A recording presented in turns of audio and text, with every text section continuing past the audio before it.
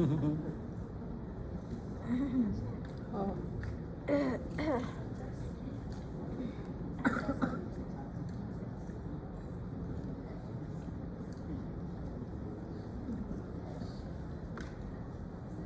Karena tadi sudah dibicarakan sama semuanya tentang harus dokter, harus ini, harus ini. Sekarang tugas saya rubah gitu. Saya mau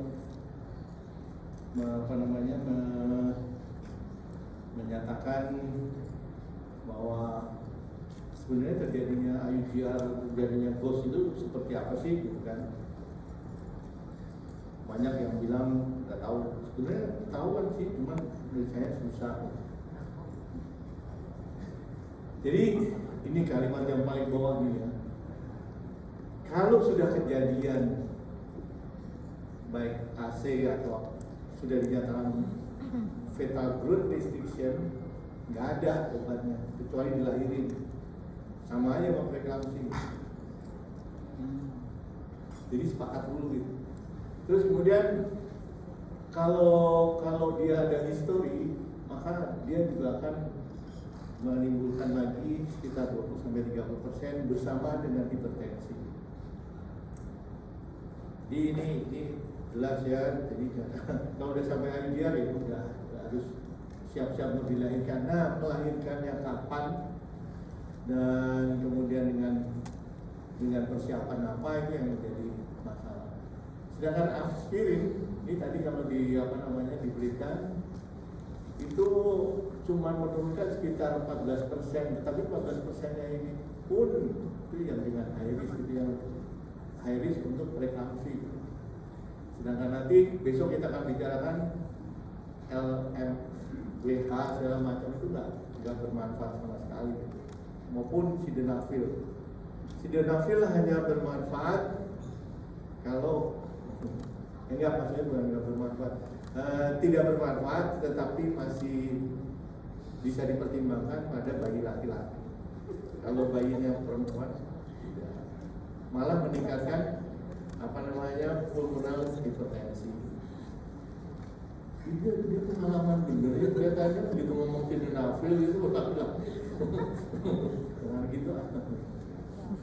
Nah, bahwa ini fetal growth itu sebetulnya dari kurangnya suplai nutrien. Jadi kita sepakat bahwa memang sebetulnya nutrien. Kemudian ini saya hanya mau menyatakan pada preeklamsi itu TKP-nya, tempat kejadian perkaranya itu berada di rahim atau rahim dengan plasenta dan kemudian janin dan seterusnya. Tapi kok gampangnya ke paru-paru, ke ginjal, ke hati. Ini jadi kerusakannya di sini ada pada preeklamsi, tapi kejadiannya kemana-mana gitu. Ini pada preeklamsi ya. Yang kemudian kalau ini terus-terusan juga akan menyebabkan fetal growth restriction. Sedangkan pada preterm sama juga gitu. Kalau preterm kejadiannya bisa di cervix, bisa di myometriumnya, bisa di sinciotrophoblasnya, kemudian mengalami senescence, atau di amnion, dan juga di desidualnya. Jadi artinya ini mirip-mirip semua nih sebab-sebabnya. Kalau nggak senescence, kematian sel, dan seterusnya. Dan ini pada premature rupture of membrane kita tahu nih bahwa pada awal itu pembuluh darah dari tropodan dan kemudian gestational sacs itu semasif ini. Kemudian nempel misalnya di sini, dia turun membesar gitu. Ini divisa kapsularisnya ini turun. Ini kita bisa lihat jarak dari sini dan jarak dari sini yang ada pembuluh darah untuk memberi vaskularisasi ke daerah sini akan sulit. Makin besar ke sini, maka ini menjadi locus minoris. Inilah yang kemudian menjadi zona area, big zone area untuk kejadian ketuban pecah. Kalau ini daerah ini tidak nutrisinya tidak cukupi, jadi kita tahu bahwa hipoksia akan melahirkan radikal bebas, cellular senescence associated inflammation, dan kemudian akan mengalami makanya akan menjadi mikrofraktur dan akhirnya akan jadi ruptur. Itu ketuban pecah. Apa ada hubungannya ketuban pecah dengan fetal growth restriction? Ya lama-lama ada gitu, karena inflamasi yang terjadi itu juga akan menyebabkan fetal growth restriction. Kembali lagi bahwa untuk yang terbaik untuk mengetahui fetal growth restriction ya cuma satu, nggak ada lain. Kita plot, ini namanya juga growth. Growth-nya kita lihat. Kalau ada masalah dengan growth-nya, ya kita terminasi. Dan growth itu tidak terbatas hanya di organ yang janin seperti kepala, femur, perut, tapi juga produksi seperti air ketuban. Terus kalau pada fetal growth restriction yang sejatinya yang sangat sulit dia tegak, kalau tali pusatnya semeter atau semeter 20 atau 1,5 meter, udah pastilah itu IUD. Kenapa? Lah aliran darah untuk sampai ke janinnya sangat-sangat berat kan? Jadi kalau sejawat melakukan USG di trimester 2 awal gitu, udah lihat tuh penuh tali pusat, itu tali pusatnya sudah lebar karena kemari ini hati-hati, itu bakalan akan jadi IUD yang disebabkan oleh tali pusat kepanjangan dan nggak bisa diapa-apain. Mau diapain? Nggak bisa. Ya, ini masalahnya. Atau kalau pilihan, biasanya ada gambaran episode tertentu si janin nggak akan bergerak dengan adekuat. Nah, ini sering dulu di salah satu sekretaris di departemen juga gitu, mengalami IUDR ini pada 28 minggu persis nih, mirip dengan sekretaris itu mengalami 28 minggu 2 hari. Dan kita menggunakan FLAC ini dengan rasionya 0,26, ini cut off-nya 0,26, ini dari 0,27. Dan kemudian hari ketubannya cuma 1,8. Kemudian ternyata ini fetal growth restriction karena 28,675. Kita lihat di plasentanya kering, kerontang. Di sini vaskularisasi dari sili untuk pembuluh darah fetalnya hampir nggak ada. Ini sudah IPC-nya fibrosis. Ini di sini pembuluh darahnya juga nggak ada. Ini cuma di sini fibrosis lagi. Memang waktu dilahirkan si tali pusat itu digini-gini doang, nggak ada tes darah gitu. Karena udah kering gitu. Untung bayinya selamat. Dan kita lihat hasil CTG-nya, di CTG nggak acik ya, karena masih 28 minggu kan kita tahu bahwa simpatis kan. Dan kita bisa lihat di sini laktatnya sudah tinggi dan pH-nya juga rendah. Jadi sebetulnya kalau fetal growth restriction itu nanti definitif, kalau nggak dibuktikan dengan PA plasenta agak berat, karena kenapa beratnya kita nggak tahu gitu. Sebetulnya nanti apa? Di sini kita lihat juga gitu. Di sini ada syncytial node lebih banyak. Itu udah waktu itu saya agak, bukan pasien saya gitu, agak deg-degan gitu. Ini nanti tuh anaknya orang itu cerebral palsy, kan? Takutnya itu kan. Karena semakin sedikit fetal vaskular ya, maka si janin akan mendapat oksigen sangat sedikit, nutrisi juga sangat sedikit. Ini juga kembali lagi ada gambaran yang jelas gitu, bahwa kita bisa lihat di sini ini pembuluh darahnya, tapi di sini sudah terjadi fibrosis, sudah ada mononesis. Jangan tanya di syncytial node-nya di mana-mana gitu. Ini juga menggambarkan betapa beratnya gitu plasenta ini. Ini juga walaupun ini vaskularisasinya beda kan, kita lihat Di sini vaskularisasinya masih ada, makanya di sini bisa sampai 40 minggu, walaupun dia di diuresis mulai dari 35 minggu. Tapi kita lihat di sini vaskularisasi, ini masih ada untuk jadinya, walaupun di sini sudah mulai ada fibrosis. Jadi kembali lagi di sini kita melihat gambaran ini, satu lagi deh gambar ini lagi. Ini juga begitu gitu. Ini hampir udah nggak ada lagi vaskularnya. Fibrosis mana-mana, dua gambaran interfilusnya sepi gitu. Makanya di sini sudah benar-benar flat gitu. Kembali lagi ini di 28 minggu. Sedangkan di sini masih ada gitu. Ini walaupun nanti masih flat, jadi gambarannya itu sangat bervariasi gitu. Oke. Kalau penanganan tadi udah dibilangin sama semuanya lah, mulai dari Dr. Ima, Yudit, terus kemudian Dr. Yudi dan seterusnya udah membahas begini gitu. Saya nggak akan bicarakan, ini kurang lebih juga sama aja. Nah ini sekarang di awal kehamilan ini mulai dari sekitar 4 hamil, terus kemudian dia implantasi 6 saat pembentukan plasenta. Ini sebetulnya ini avaskular nih. Kemudian dia baru timbul ada vaskularisasi itu sekitar 13-14 minggu, dan nanti tercatatnya di interfilus itu mulai ada darah itu sekitar 16 minggu. Kita bisa lihat di sini PO2-nya dari 16 minggu ke 40 minggu itu turun terus tuh, baik di interfilus maupun di umbilical maupun di umbilical artery maupun umbilical venous. Artinya apa? Kalau oksigennya dari awal itu sudah tidak selalu kondisinya si bayi itu hipoksik.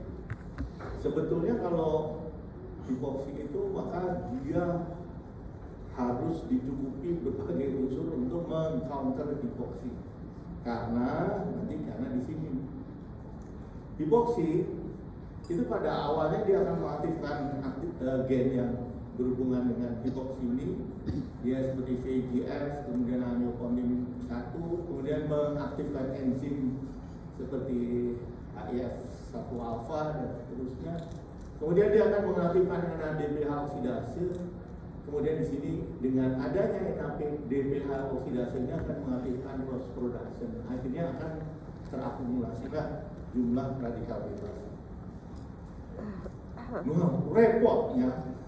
Repotnya nih, ada sekitar 100 sampai 120 arteris yang harus ditransformasi dari yang punya tunica muscularis itu dihilangkan tunica muscularisnya sehingga dia memenuhi hukum Bernoulli. Nah, ini kemudian hipoksia ini akan mengindus free radikal atau radikal bebas di desidua, filus, dan membran amnion nantinya. Nah, karena dia menginduksi radikal bebas, maka tergantung radikal bebasnya itu di level mana. Kalau dia levelnya rendah aja, dia akan menyebabkan sel-sel itu statik, tidak berkembang, tidak mati, tapi tidak juga ya biasa aja, nggak ngapa-ngapain gitu kan. Tapi begitu dia lebih naik lagi, dia akan menginduksi proliferasi. Sedangkan kalau makin agak naik lagi, dia akan menginduksi adaptive chain expression. Dan kalau lebih berat lagi, dia akan menjadi senescence atau cell death. Kalau dia sudah sampai di level patologi, dia akan menyebabkan cellular damage. Ini yang kemudian menjadi sulit benar nantinya. Mengapa GOS itu mau dicari parameternya apapun nggak ketemu? Kalau sejawat perhatikan, kalau diperhatikan benar-benar gitu, bahwa kalau kita bandingkan pada kehamilan normal ada aterosis, pada preeklamsi aterosisnya lebih banyak, pada IUGR ada aterosis, pada preterm juga ada aterosis, pada gestasional diabetes juga ada aterosis. Artinya apa? Bahwa mekanisme seluruh yang terjadi di kehamilan itu sama aja, cuma berbeda intensitasnya. Pada yang IUGR early dan juga preeklamsi yang early, intensitasnya sangat tinggi dan berat, yang kemudian menyebabkan berbagai komplikasi. Inilah yang kemudian akan melahirkan variasi dari sel death-nya. Sel death-nya inilah yang kemudian akan menyebabkan tergantung dia berada di mana. Kalau di amnion dia akan amnioreksis. Kalau dia di DC2 akan menimbulkan reaksi yang pembentukan prostaglandin PGE1 dan kemudian PGF2 alfa sehingga akan terjadi kontraksi. Kalau dia di placenta atau di fili, maka dia akan menimbulkan syncytial node dan kemudian akan melepaskan syncytial node-nya itu menjadi syncytial nuclear aggregate. Jadi tergantung lagi kemudian yang dikeluarkan dari sel yang mati dari itu apa gitu. Jenis-jenis kematian ini banyak banget gitu. Dan ini sangat kompleks. Inilah yang kemudian menyebabkan hampir, jadi saya yakin sampai kapanpun nggak akan ada marker yang spesifik kayak misalnya Tubex positif 4 pasti tipes gitu. Terus kemudian kalau periksa NS1 pasti dengue. Pada mereka sih nggak bakalan, pada IUGR juga nggak bakalan, padahal karena ini terjadi di complexity of cell death ini terjadi di semua kehamilan. Tergantung kondisi dari masing-masing sel itu seperti apa gitu. Ini yang kemudian pakar-pakar tuh sekarang mulai gitu. Nah, yang kemudian juga dilupakan adalah ini. Sebetulnya di DC2 itu ada transformasi tadi sampai 129 atm, yang mana akan terjadi penghilangan vascular smooth muscle cell yang digantikan oleh extravirus trophoblast. Yang hebatnya lagi ya, nggak pernah kita berpikir bahwa arteri spiralis itu yang tadinya cuma umurnya 2 minggu, kalau tidak ada kehamilan, dia bisa kemudian setelah 2 minggu dia tidak ada kehamilan, maka dia akan mens. Tetapi begitu dia ada kehamilan, dia bertransformasi menjadi hidupnya 36 minggu. 2 minggu menjadi 36 minggu itu bukan sesuatu yang mudah gitu. Dan lebih hebat lagi, walaupun dia bertransformasi dari 2 minggu menjadi 36 minggu, tapi dia menjamu placenta. Di mana placenta ini akan membuat vaskulogenesis, yang dia akan ada placenton dan kotiledon, dan ini akan juga dia hidupnya sampai 36. Hebatnya lagi, placenta ini akan menjamu lagi dari yang namanya cuman chemical yang kemudian menjadi sperma dan ovum yang kemudian mengalami fertilisasi. Nah, ini akan menjadi dari satu sel menjadi sekitar 37 triliun sel. Wah, ini kan luar biasa gitu. Kemudian dari 37 triliun sel ini bukannya berserakan nggak karu-karuan, tapi dia menjadi tisu, organ, sistem, dan kemudian menjadi human. Hebatnya lagi, dari human ini dia punya potensi hidup sampai 100 tahun kalau saat ini. Jadi betapa dia harus hipoksia ini melindungi akhirnya untuk menjadi human ini harus memberi kecukupan terhadap cellular stemness dan cellular wellness-nya. Kalau dua kata kunci cellular wellness dan cellular stemness ini tidak dia capai, sudah itulah terjadi segala macam kondisi. Mau preeklamsi bisa, mau IUGR bisa, tergantung kondisi di mana dia akan mengalami masalah. Kemudian karena tadi jenis selnya, kematian sel ini berbeda-beda, dia juga menghasilkan beda-beda debrisnya. Debris yang berbeda-beda ini akan memberi dampak kepada makrofag untuk mengengulf atau memakannya. Dia akan mengaktifkan utamanya ke M1 atau M2. Kalau M2 adaptif, artinya dia akan baik-baik saja. Sedangkan kalau M1 ini sifatnya, kalau ini Kopassus gitu ya, cuma membunuh secukupnya, tapi memberi daya daya telak gitu. Sedangkan M1 ini kayak satpam atau kayak kansip, mainnya keroyokan, terus mau bunuh aja teriak-teriak nggak karu-karuan gitu, sehingga terjadilah kehebohan. Jadi kalau kita memahami konsep ini, ya mau nggak mau tadi bahwa kalau terjadi agar supaya debrisnya ini debris yang baik-baik aja, yang justru menjadi makanan dari makrofag ini, makanan yang lezat disantap dengan baik-baik saja, maka dia harus memiliki kecukupan nutrisi seperti ini. Nah inilah yang kemudian saya buat, bahwa karena kita untuk memenuhi hukum Poiseuille, ini harus ada aliran yang kecepatannya kurang lebih 10 cm. Bayangkan ya, kalau tidak terjadi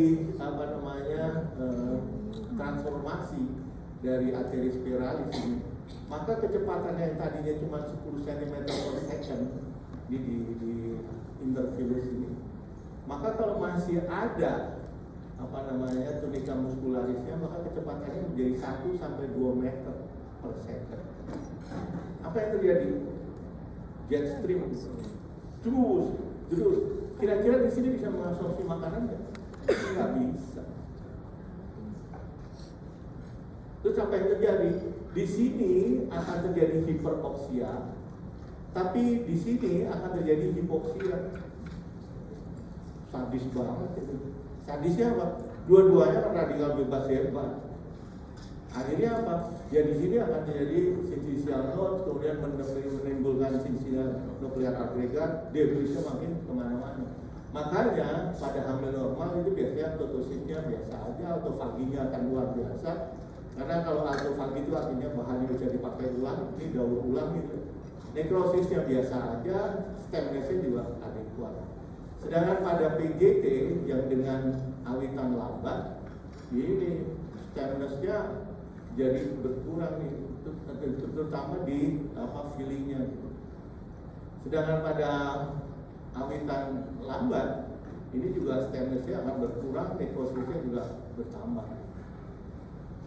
Ini yang terjadi, jadinya kalau kita memahami ini semua, lagi-lagi di sini kecukupan nutrisi ini semua yang sebetulnya bermain. Nah ini juga menunjukkan gitu, bahwa fetal maturation needs itu akan turun semakin usianya tua, semakin turun. Sedangkan fetal nutrition demand itu semakin tua janinnya semakin banyak, semakin besar. Sedangkan fetal respon gas ini misalnya oksigen ini juga makin meningkat bersama dengan nutrisi. Tapi kondisinya tadi kita lihat bahwa di kehamilan itu justru turun semua oksigenisasinya. Jadi ini harus effortnya luar biasa.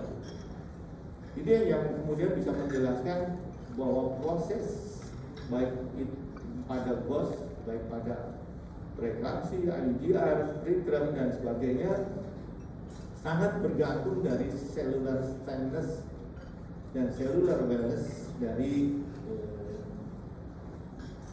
masing-masing sel yang ada di dalam kehamilan itu.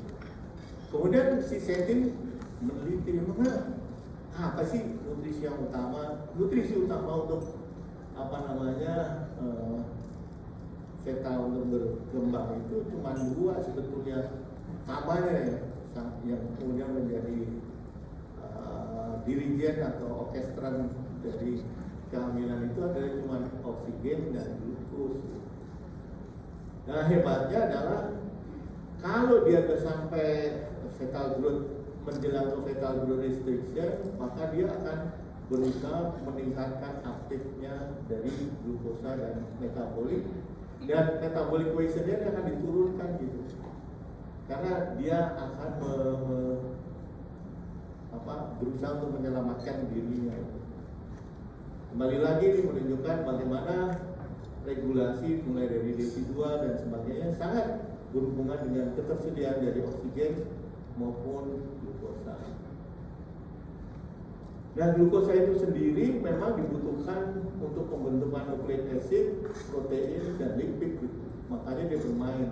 Tetapi kalau cuma glukosa doang tidak disertai dengan amino acid untuk protein dan sedikit nukleik acid tapi tidak membentuk ini amino acid tidak membentuk lipid, maka dia juga membutuhkan yang lain. Tadi sudah dibahas misalnya glutamin. Tapi glutamin ini ternyata sebagian besar hanya untuk membentuk protein, tidak membentuk sedikit sekali untuk nukleik acid dan lipid. Sedangkan lipid ini biasanya langsung membentuk. Jadi inilah yang menjelaskan mengapa pada kehamilan kebutuhan protein itu naik dari 0,8 menjadi 1,2 sampai 1,5 gram per kilogram badan. Inilah Tuhan tuh, kita semakin mendalami ilmu ini semakin kagum gitu. Ternyata dari glukosa ini bisa membentuk berbagai asam amino yang kemudian akan jadi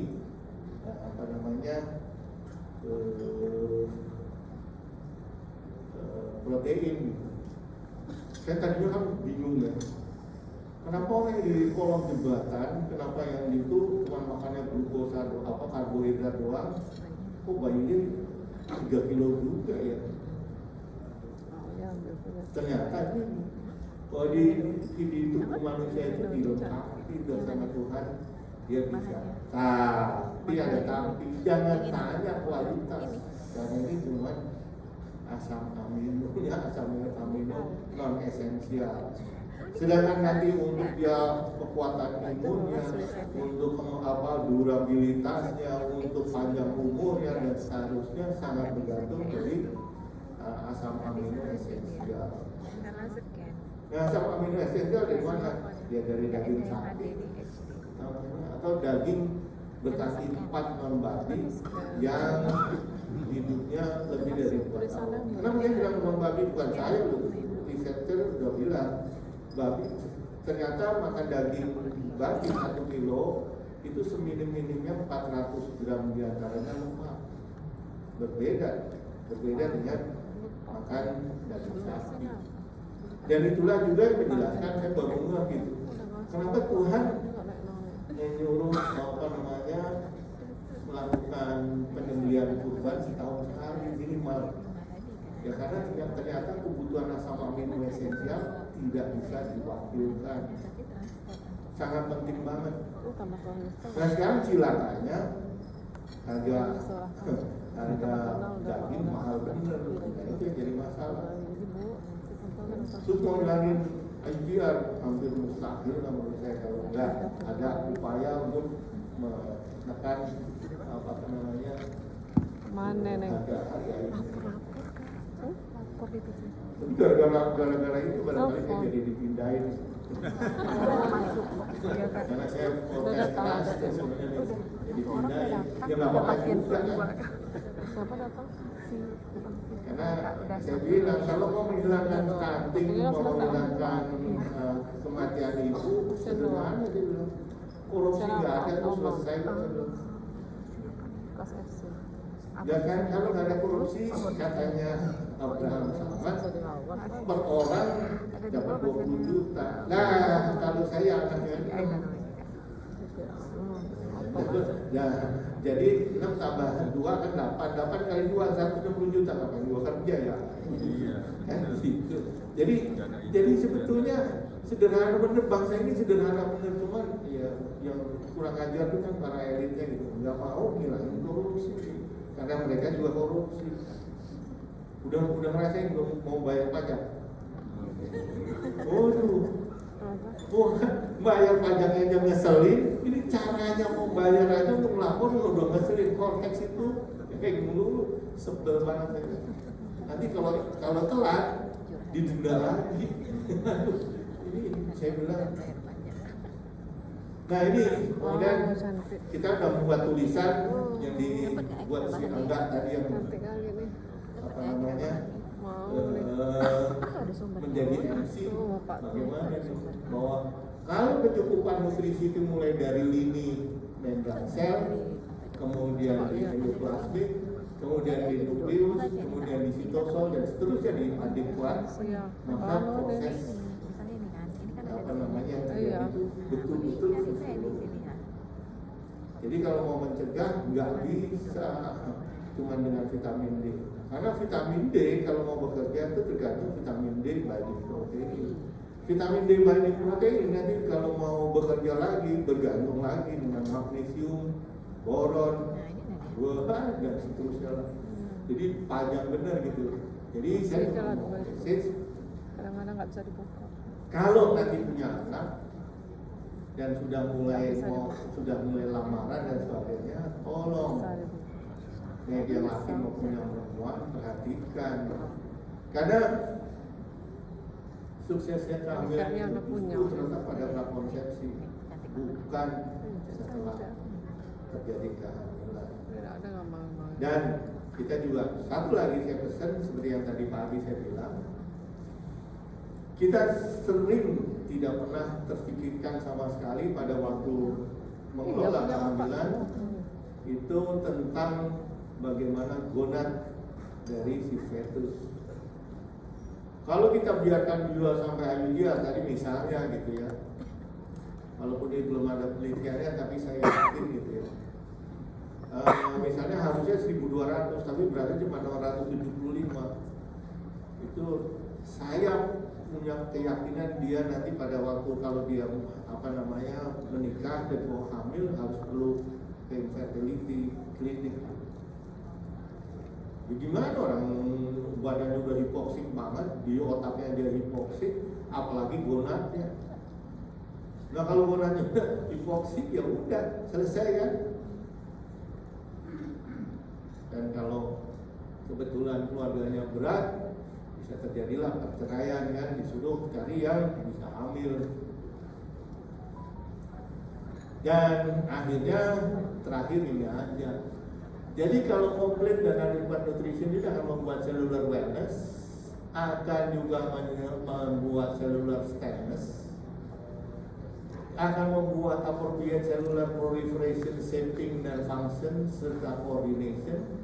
Maka dia akan membuat program sel death-nya oke, maka dia akan memberikan clean cellular debris, dan ini akan membuat makrofag tipe 2 yang melakukan cleaning secara dominan, maka dia akan membuat optimal fetal growth dan development.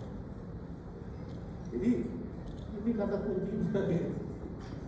Nggak bisa, dan ini baru akan tercapai pengalaman saya minimal 6 bulan. Jadi nggak bisa prekonsepsi itu cuma sebulan atau nggak bisa. Itulah saya kemudian membaca babat tanah Jawa dan sebagainya, terus Sentini. Ternyata orang tua kita udah sangat mengenal gitu.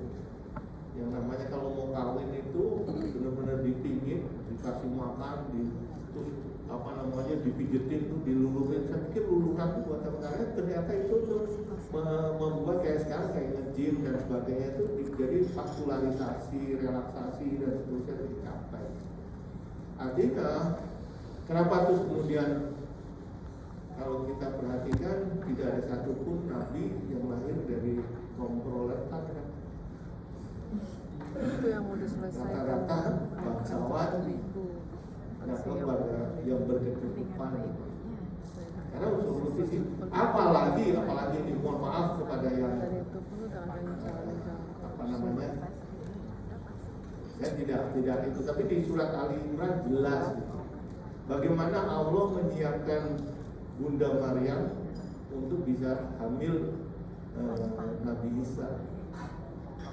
Beliau tiap berdoa maghrib di mihrabnya, disediakan makanan oleh Allah melalui malaikat Jibril. Dan itu tidak hanya khusus untuk kelahiran Nabi Isa atau kehamilan Nabi Isa, tapi juga nantinya diikuti oleh Nabi Yahya melalui Nabi Zakaria dan istrinya. Jadi Allah udah ngasih itu clue. Lu kalau mau bikin stem cell itu sekarang bisa diinduksi melalui makanan.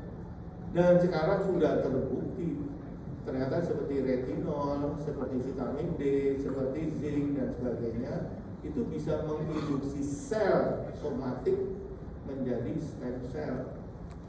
Nah, kalau tidak ada proses nutrisi bisa menginduksi stem cell, menginduksi sel menjadi stem cell, gimana caranya orang hamil harus nyediain stem cell sebanyak itu? Enggak mungkin. Kan gitu cara berpikirnya.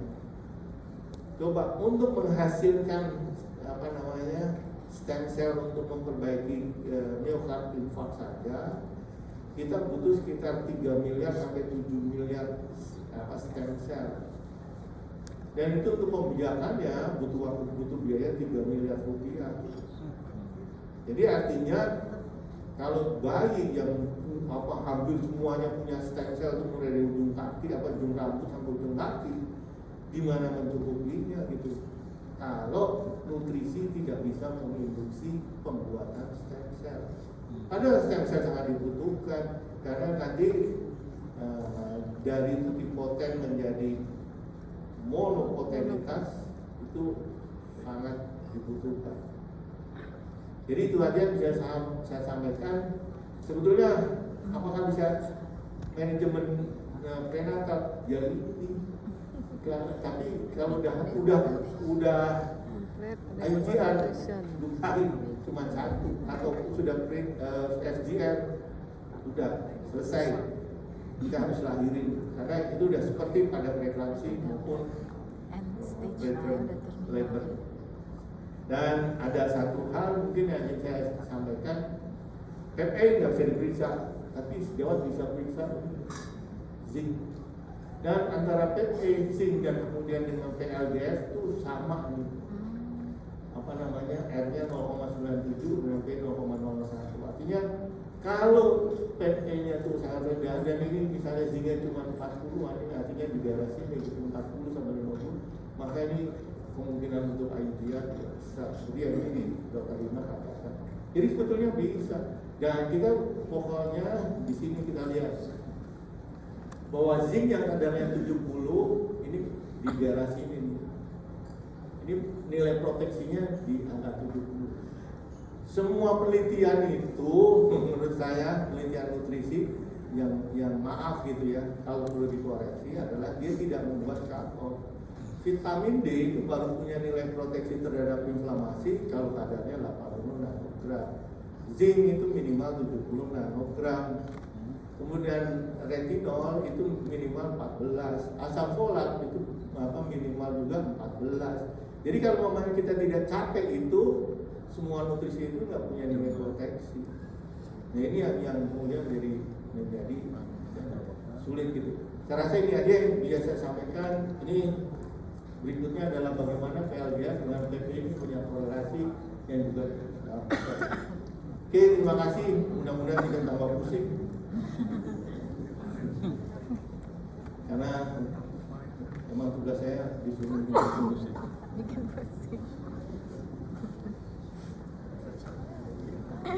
Baik, terima kasih Prof. untuk materi